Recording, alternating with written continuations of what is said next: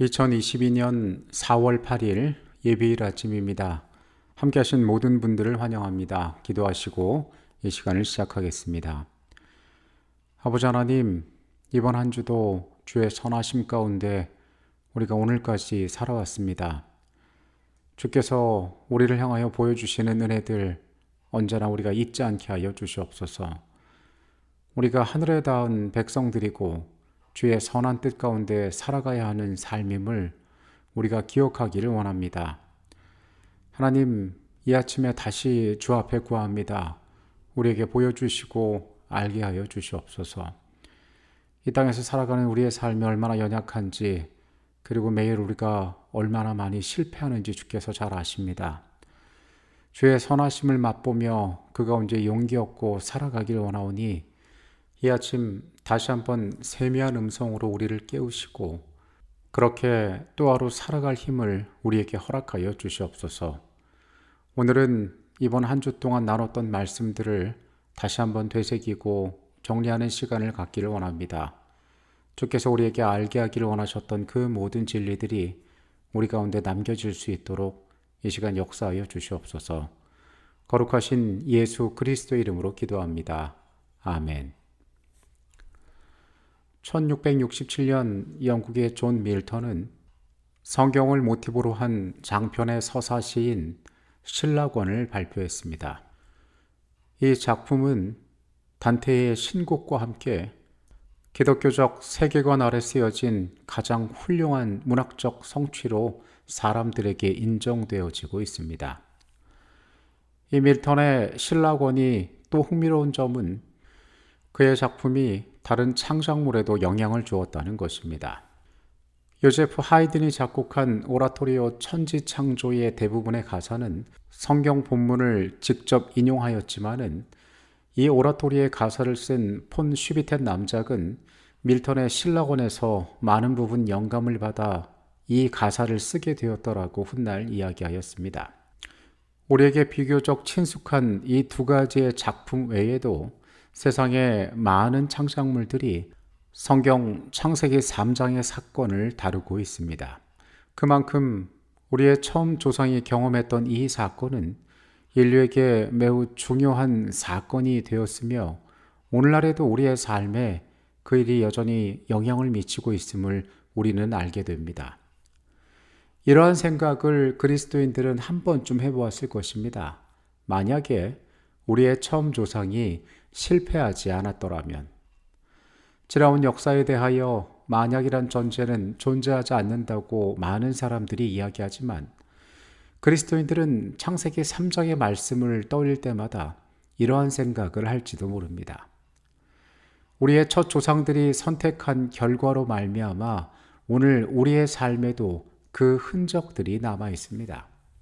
우리는 이번 한 주 동안에 어떠한 과정을 통하여 첫 인류가 실패하였는지, 그리고 그 이후에 그들에게 허락된 운명이 어떤 것이었는지, 하나님께서 그 가운데 어떻게 역사하셨는지를 말씀 가운데 살펴보았습니다. 오늘은 지난 한 주 동안의 교과를 요약하고 다시 한번 되새기는 시간을 갖도록 하겠습니다.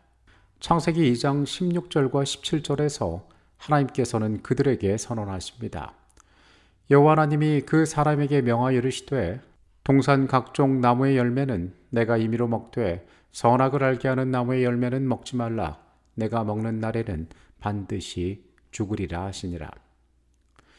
이러한 경고가 주어진 이유는 만약에 이러한 경고가 주어졌음에도 불구하고 그것을 무시하고 불순종하였을 경우에 그들이 반드시 죽을 것이기 때문이었습니다.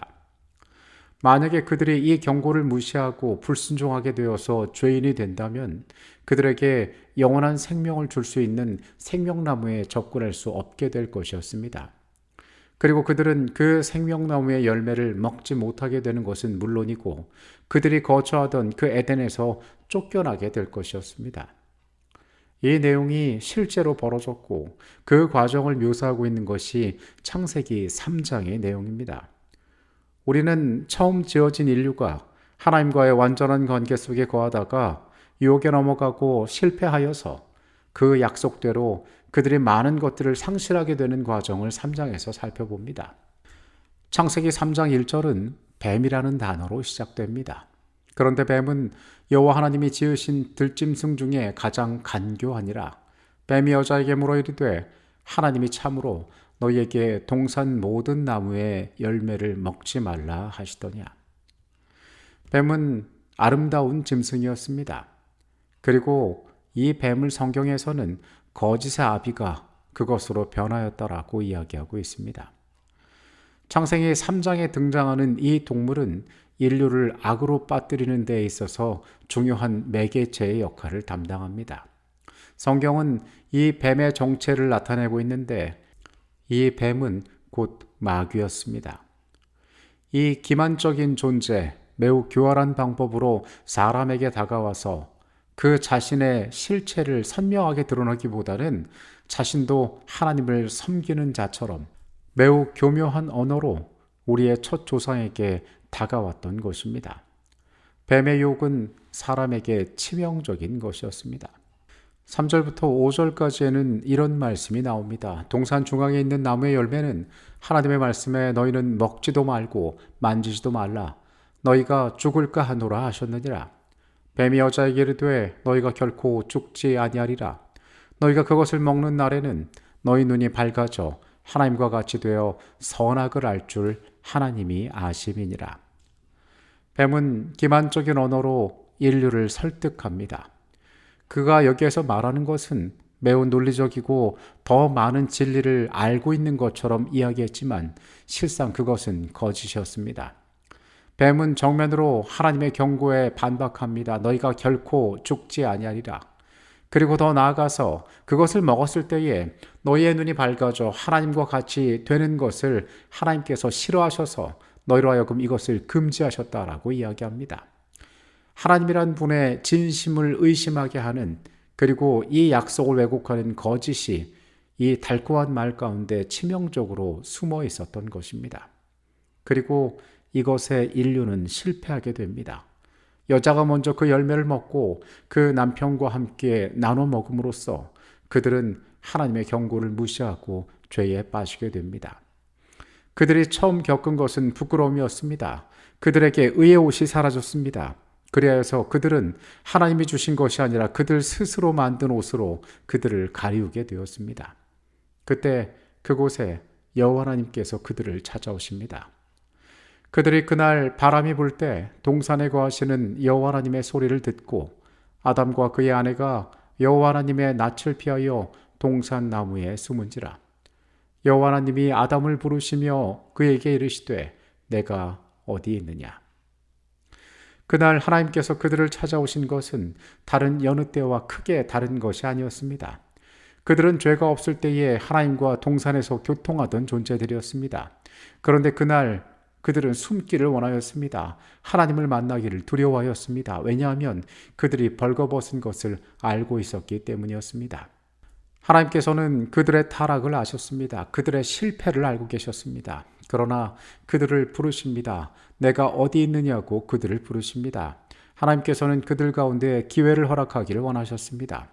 그들의 운명을 돌이키기를 원하셨습니다. 그러나 인간은 자신의 잘못에 대한 진실한 회개는 없이 뱀을 탓하고 자신에게 주신 여인을 탓함으로 그 모든 것의 근원에 어쩌면 하나님 때문에 이 일이 되었다라고 변명하는 그러한 말들을 내뱉게 되었습니다. 상황은 절망적이었습니다. 그 약속대로, 그 선언대로 그들을 기다리고 있는 것은 죽음이었습니다. 그러나 하나님께서는 인간에게 심판을 말씀하시기 전에 먼저 뱀에게 저주를 선고하십니다. 여호와 하나님이 뱀에게 이르시되 내가 이렇게 하였으니 내가 모든 가축과 들의 모든 짐승보다 더욱 저주를 받아 배로 다니고 살아있는 동안 흙을 먹을지니라. 내가 너로 여자와 원수가 되게 하고 내 후손도 여자의 후손과 원수가 되게 하리니 여자의 후손은 내 머리를 상하게 할 것이요 너는 그의 발꿈치를 상하게 할 것이니라 하시고, 뱀에 대한 저주의 선언 가운데 긴 역사를 통하여 뱀과 여자의 후손 간의 싸움이 있을 것임을 하나님께서는 말씀하십니다. 그리고 이 뱀, 사단의 운명이 어떻게 될 것인지 하나님께서는 선언하셨습니다.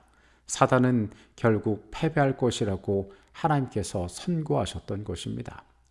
그리고 하나님께서는 이 모든 과정 가운데에 여자의 후손이 어떻게 그 권세를 깨뜨릴지에 대하여 말씀하십니다. 가장 절망적인 순간에 그분께서는 소망을 말씀하기를 원하셨던 것입니다. 하나님께서는 그 인류의 멸망을 지켜보실 수 없으셨는데 그분께서는 이미 다른 계획을 준비하고 있으셨기 때문입니다. 16절과 17절의 말씀 가운데에서 하나님께서는 준비하셨던 그 계획이 어떠한 것인지를 말씀하십니다. 또 여자에게 이르시되 내가 내게 임신하는 고통을 크게 더하리니 내가 수고하고 자식을 낳을 것이며 너는 남편을 원하고 남편은 너를 다스릴 것이니라 하시고 아담에게 이르시되 내가 내 아내의 말을 듣고 내가 내게 먹지 말 한 나무의 열매를 먹었은즉 땅은 너로 말미암아 저주를 받고 너는 내 평생에 수고하여야 그 소산을 먹으리라. 여인의 해산하는 고통, 그리고 먹고 살기 위하여 땀 흘려 수고해야 하는 고통들, 저주받은 땅에서의 삶의 모든 순간이 끝나고 흙으로 돌아가는 그 일들, 이 모든 것들은 분명 죄로 말미암아 그들의 운명이 겪게 되어야 할 저주였습니다. 그러나 하나님께서는 이 모든 과정 가운데 그들에게 소망을 준비하셨습니다. 일어나지 않았더라면 더 좋을 만한 일이었지만, 가동되지 않았더라면 더 좋았을 계획이었지만은 하나님께서 그들을 위하여 준비하셨던 이 친절한 사랑 속에 우리는 그 하나님께서 어떻게 인류를 사랑하신지를 배울 수 있었습니다. 생명나무와 선악을 알게 하는 나무의 연관성을 생각해 보라. 이 둘의 밀접한 관계는 두 나무가 동산 가운데 함께 자리 잡고 있었다는 사실을 통해 이미 나타나 있다. 그러나 이 둘은 지리적 관계 이상의 연관성을 가지고 있다. 인간이 하나님께 불순종하여 선악을 알게 하는 나무의 열매를 따먹었기 때문에 그들은 생명나무에 접근할 수 없었으며 영원히 살 수 없었다. 이 연관성은 매우 심오한 원칙을 가르쳐준다. 솔로몬이 그의 아들에게 가르쳤던 것처럼 도덕적 그리고 영적 선택들은 우리의 생물학적 생명에 영향을 미친다. 내 아들아, 나의 법을 잊어버리지 말고 내 마음으로 나의 명령을 지키라. 그리하면 그것이 내가 장수하여 많은 해를 누리게 하며 평강을 더하게 하리라. 이와 같은 연관성은 길 가운데 오직 생명나무만 있는 미래의 하늘 예루살렘에서 다시 등장한다. 하나님께서 하와를 창조하셨을 때 그분은 그가 남성보다 열등하거나 우월하도록 계획하지 않으시고 모든 면에서 그와 동등하게 되도록 계획하셨다. 그러나 하와의 범죄 이후 그녀가 첫 번째 범죄자이므로 주께서는 아담이 그녀를 다스려야 한다고 그에게 말씀하셨다. 그녀는 남편에게 복종해야 했으며 그것은 저주의 일부였다. 많은 경우에 그 저주는 여성의 운명을 매우 괴로운 것이 되게 했고 그녀의 생애를 짐이 되게 하였다. 하나님께서 남성에게 부여하신 우월성은 남성이 여러 면에서 독재적인 힘을 행사함으로 그것을 남용하게 하였다. 원하신 지혜자께서는 인류에게 또 다른 시련의 기회를 줌으로써 그들에게 두 번째의 은혜의 기간을 허락하는 구속의 경륜을 고안하셨다. 창세기 3장은 실패의 이야기입니다. 이번 교과의 주제처럼 타락의 이야기입니다. 그들이 낙원을 잃어버리는 이야기입니다. 얼마나 큰 특권과 아름다운 관계 가운데에서 그것이 깨어짐으로 그들이 결국 흙으로 돌아가는 죽음의 이야기입니다. 그러나 이와 동시에 이것은 소망의 이야기이기도 합니다. 그들이 죽게 되었으나 하나님께서 그들을 포기하지 않으셨던 것입니다. 여인이 생명을 잉태하고 해산하는 고통을 겪는 가운데 그들은 소망을 품을 수 있었으니 그것은 여인의 후손이 뱀의 머리를 상하게 할 것이기 때문이었습니다. 약속하신 그 방법대로 하나님께서 공의와 구원을 그분의 정하신 시간 가운데 완벽하게 이루셨음을 우리는 말씀에서 바라봅니다. 그 하나님께서 여전히 죄 가운데 거하는 우리를 향하여 소망을 두고 계심을 오늘 다시 한번 발견합니다. 여전히 우리 앞에 그 소망이 놓여 있습니다. 우리를 사랑하시고 소망 가운데 거하신 그 하나님께서 우리의 주인 되심을 오늘 다시 한번 감사하고 그 붙잡은 소망으로 우리의 삶에 살아갈 양식을 삼게 되시기를 바라겠습니다. 함께 기도하시겠습니다. 주님, 가장 곤란한 가운데에서 소망을 보여주신 주의 은혜를 기억하길 원합니다. 주의 진심을 깨닫게 하시고 그 사랑에 감사하게 하여 주시옵소서. 그리하여 주께서 선히 여기시는 길로 우리의 삶이 걸어가고 주께 영광 돌리게 하여 주시옵소서. 거룩하신 예수 그리스도 이름으로 기도합니다. 아멘.